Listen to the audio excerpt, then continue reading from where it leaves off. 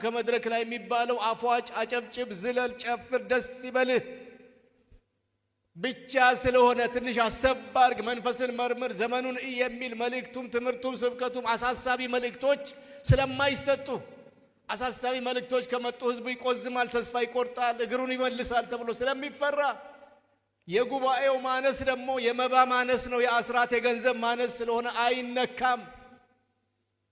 ግን አንድ ነገር ልንገራችሁ፣ sooner or later 20 ዓመት 30 ዓመት 50 ዓመት 100 ዓመት እግዚአብሔር ያውቃል።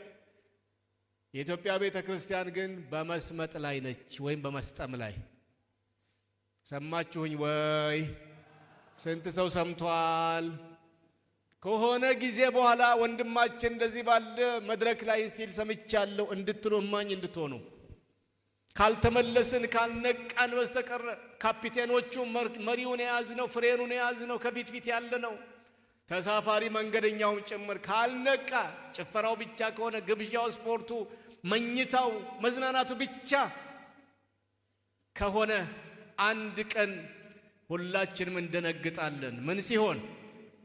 ስትላተም ከበረዶው ግግር ጋር ሄዳ ስትላተምና ከማትመለስበት ስትደርስ እናዝናለንና እግዚአብሔር አያድርግብን። ያንቃን በመንፈሱ አሜን በሉ እስቲ ጭፈራ